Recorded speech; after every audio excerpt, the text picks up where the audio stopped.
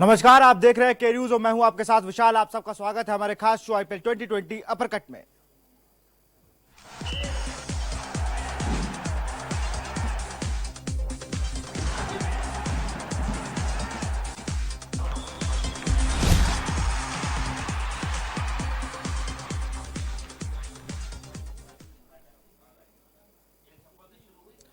एक और बड़ा मैं माफ कीजिए एक और बड़ा दिन और दो बड़े मैच। आज है एक पहला मुकाबला केकेआर बनाम सनराइज हैदराबाद का।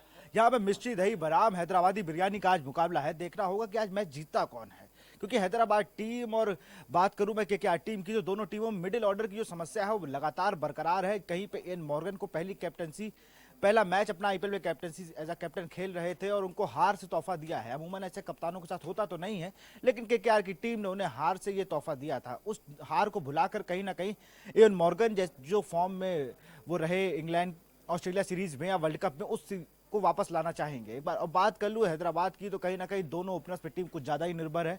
बीच में कोई रन बनाने वाला है नहीं। अगर मैं बात करूँ मनीष पांडे की, प्रियम गर्ग की या और भी प्लेयर्स की जिन पे अभी भी रन बनाने का कहीं ना कहीं कहा जा रहा है कि आप कब स्कोर करेंगे। अब्दुल समद वहां पे एक युवा बल्लेबाज है, प्रियम गर्ग हैं, अभिषेक शर्मा है, लेकिन कहीं ना कहीं अपने रोल को अभी समझ नहीं पा रहा है। यहाँ पर कोई इस टीम में भी कहीं ना कहीं काफी खामियां हैं। भुवनेश्वर कुमार के जाने से कहीं ना कहीं थोड़ा बॉलिंग ऑर्डर जो है इनका कहीं ना कहीं थोड़ा कमजोर हुआ है, लेकिन टी नटराजन और संदीप शर्मा के आने से काफी ज्यादा टीम संतुलित नजर आ रही है। इन सब पे विस्तार से चर्चा करेंगे। हम अपने T20 एक्सपर्ट के तौर पे इन्हें देखते हैं। प्रकाश जी, आपका बहुत बहुत स्वागत है के न्यूज में।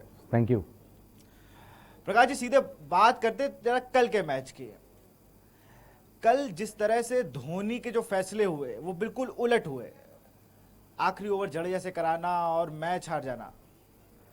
देखिए, अगर कल के मैच के बारे में अगर बात करूं तो उन्होंने ड्वाइन ब्रावो का एक ओवर रखा था और ड्वाइन ब्रावो को थोड़ी इंजरी हुई, इसीलिए वो अंदर गए। तो यूजुअली आमतौर पे ये देखा जाता है कि वो बॉलर वापस आता है, बट वो नहीं आए। इसका मतलब इंजरी कंसर्न रहेंगे आने वाले गेम्स में। तो हमको ये देखना बहुत इंपॉर्टेंट होगा कि आने वाले गेम्स में ड्वाइन ब्रावो खेल सकते हैं कि नहीं खेल सकते। लेकिन जितना मेरा अभी तक का एक्सपीरियंस है, अगर बॉलर एक ओवर डालने नहीं आया तो शायद से आने वाले 1 या 2 मैचेस भी वो अवेलेबल नहीं रहेंगे। तो मुझे लगता है वहाँ पे दिक्कत हो गई, क्योंकि उसके बाद तो फिर ऑप्शन ही नहीं था उनके पास करण शर्मा के अलावा या फिर जडेजा के अलावा।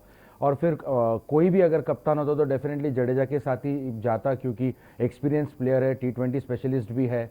But credit also goes to Akshar Patel, क्योंकि एक ओवर में 3 छक्के भले लेफ्ट आर्म स्पिनर डालते हो या लेग स्पिनर डालते हो उतना आसान नहीं है।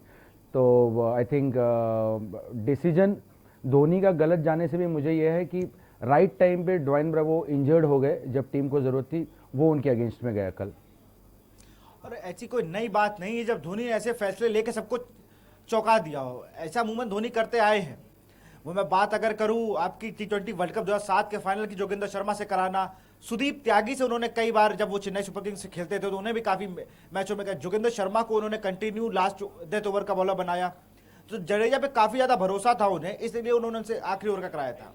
नहीं, क्योंकि ऑप्शन ही नहीं था ना। ड्वाइन ब्रावो आए नहीं वापस, क्योंकि इंजरी हुई इसीलिए वो अंदर गए और फिर वो वापस आए नहीं। तो उनके पास 2 ही विकल्प बचे थे, एक तो करण शर्मा या फिर रविंद्र जडेजा। तो अगर आप एक्सपीरियंस देखें तो रविंद्र जडेजा कभी भी बेहतर विकल्प था कल महेंद्र सिंह धोनी के लिए, बिकॉज ड्वाइन ब्रावो अवेलेबल नहीं थे। तो आई थिंक उधर ही सारी गड़बड़ हो गई, क्योंकि ड्वाइन ब्रावो कल अवेलेबल नहीं थे। ये तो कल के मैच की बात हो गई। अब जरा आज के मैच की बात कर लेते हैं। आज है हैदराबाद बनाम कलकत्ता। इस टीम में अगर देखा जाए तो युवाओं पे ज्यादा निर्भर ये टीम है। एक तरफ आपके अब्दुल समद है तो दूसरी तरफ कमलेश नगारकोटी, प्रियम गर्ग है तो यहाँ नीतीश राणा है। वहां ओपन में मनीष पांडे हैं तो 10 शुभमान गिल है। कहीं ना कहीं दोनों अच्छी टीमें हैं, लेकिन दोनों टीमों के मिडिल ऑर्डर बिल्कुल परफॉर्मेंस नहीं कर रहे हैं। देखिए, अगर आप कोलकाता नाइट राइडर्स की अगर मिडिल ऑर्डर की अगर आप बात करें, जैसे दिनेश कार्तिक है, यॉन मॉर्गन है, एंड्रे रसेल है, इससे अच्छी बैटिंग लाइनअप आपको मिल नहीं सकती। प्रॉब्लम ये हो रहा है कि उनका परफॉर्मेंस नहीं हो रहा है। और परफॉर्मेंस तो फिर ये तो डेफिनेटली बाद में फिर हेड कोच या कप्तान के ऊपर सारी रिस्पॉन्सिबिलिटी आती है। और मुझे ये भी लगता है कि शायद से यॉन मॉर्गन का जो अपॉइंटमेंट था as a captain mid season आना, वो थोड़ा सा थोड़ा सा एक कॉम्बिनेशन में इशू होता है, क्योंकि अचानक से आप बोलते हो कि आपका सरदार बदल गया है। तो फिर क्योंकि प्लेयर्स एक मेंटली प्रिपेयर्ड होकर आते हैं जब आईपीएल शुरू होगा कि मैं दिनेश कार्तिक के अंडर खेलूंगा, और अचानक से हमको पता चलता है अभी यॉन मॉर्गन कैप्टन होंगे। तो डेफिनेटली अगर इतना बड़ा डिसीजन लिया गया है तो डेफिनेटली उनका सपोर्ट स्टाफ भी उतना कंफर्टेबल नहीं है आजकल के परफॉर्मेंस से। बट मुझे लगता है थोड़ा सा अगर रुक जाते और दिनेश कार्तिक अगर थोड़ी सी और टूर्नामेंट को आगे ले जाते, क्योंकि अभी तो प्लेऑफ्स के सीट के लिए मारामारी हो रही है, तो ऐसे टाइम पे कप्तान बदलना मेरे लिए थोड़ा सा मुझे समझा नहीं एक्चुअली वो क्या है। अगर यही अगर पहले होता, जैसे 3-4 गेम्स हुए, तो मैं समझ सकता था कि आने वाले अभी बहुत सारे गेम्स हैं, और स्पेशली आज का गेम अगर आप देखो तो नंबर 4 जो है वो स्लॉट के लिए खेला जाएगा, तो वो प्रेशर भी यॉन मॉर्गन पे होगा। लेकिन मिडिल ऑर्डर की जहां बात करेंगे हम लोग कोलकाता नाइट राइडर्स की और सनराइजर्स की, तो मेरे पास मुझे लगता है कि एक्सपीरियंस खिलाड़ी है। द ओनली मैटर कि वो राइट टाइम पे फायर नहीं हो रहे, लेकिन आज दोनों जब सामने मिलेंगे तो मुझे लगता है कि जो बेहतर मिडिल ऑर्डर में प्रदर्शन करेगा वो टीम को आज जीत हासिल कर सकता है टीम मैच। बिल्कुल, कोलकाता की अगर बात हो रही तो लगे हाथ कोलकाता की आज संभावित प्लेइंग 11 क्या होगी, एक बार उस पर नजर डाल लेते हैं, फिर चर्चा करते हैं। एक बार नजर डालते हैं कोलकाता के संभावित प्लेइंग 11 पर।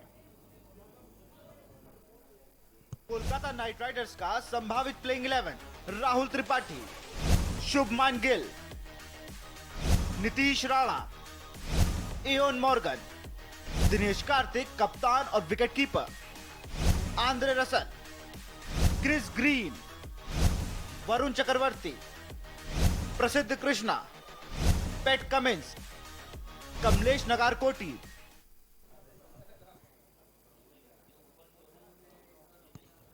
प्रकाश जी, अगर बात करूं तो इसमें कुछ गलतियां मेरे द्वारा की गई। दिनेश कार्तिक अब कैप्टन नहीं है, अब इयन मॉर्गन कैप्टन हो गया है। राइट।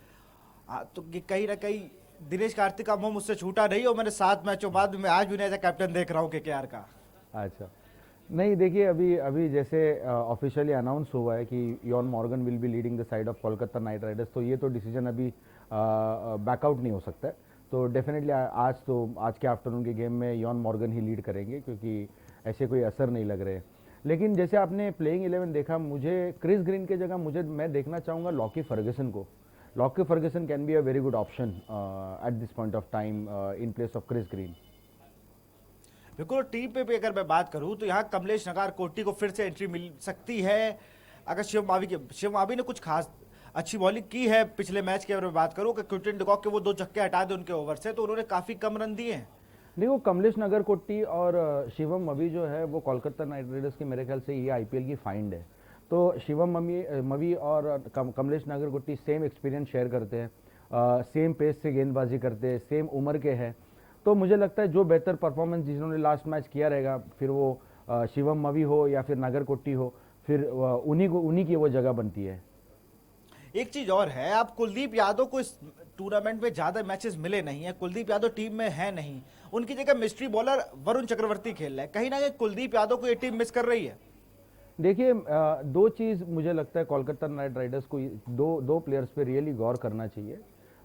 एक है सिद्धेश लाड जो मुंबई के लिए खेलते हैं रणजी ट्रॉफी और इंडिया ए वगैरह करंट खेल रहे हैं, और दूसरे प्लेयर है कुलदीप यादव।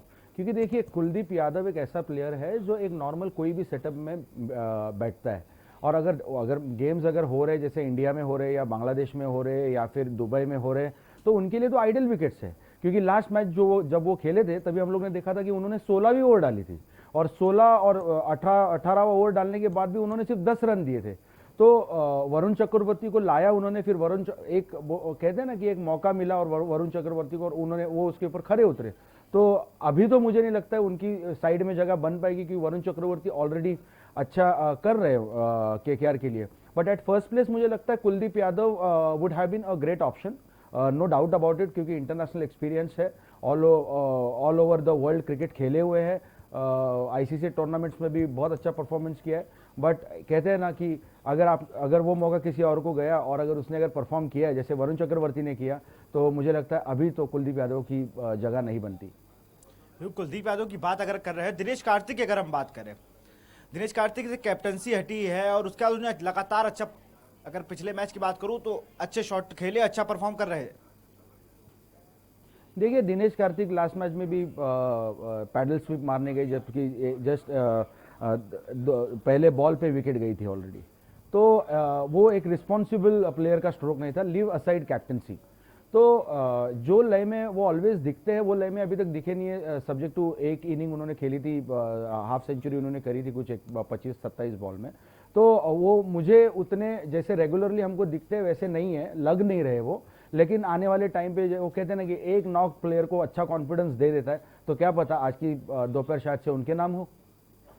बिल्कुल उनका नाम होनी भी चाहिए, क्योंकि अब इतने बड़े प्लेयर से हम लोग रनों की उम्मीद ना लगाए, ऐसा हो नहीं सकता। दिनेश कार्तिक को हम लोग जिस रोल में देखते हैं उस रोल में वो दिख नहीं रहे, उस लय में भी नहीं दिख रहा है। प्रकाश जी, एक बार हम लोग हैदराबाद के प्लेइंग 11 पे नजर डाल लेते हैं, फिर उस पर चर्चा कर लेते हैं। संभावित 11 क्या होंगे आज हैदराबाद के, उस पर नजर डाल लेते हैं। सनराइजर्स हैदराबाद का संभावित प्लेइंग 11: डेविड वार्नर कप्तान, मनीष पांडे, केन विलियमसन, प्रियम Garg, Johnny Bairstow wicketkeeper, Abhishek Sharma, Abdul Samad, Rashid Khan, Siddharth Kaul, T Natarajan, Sandeep Sharma.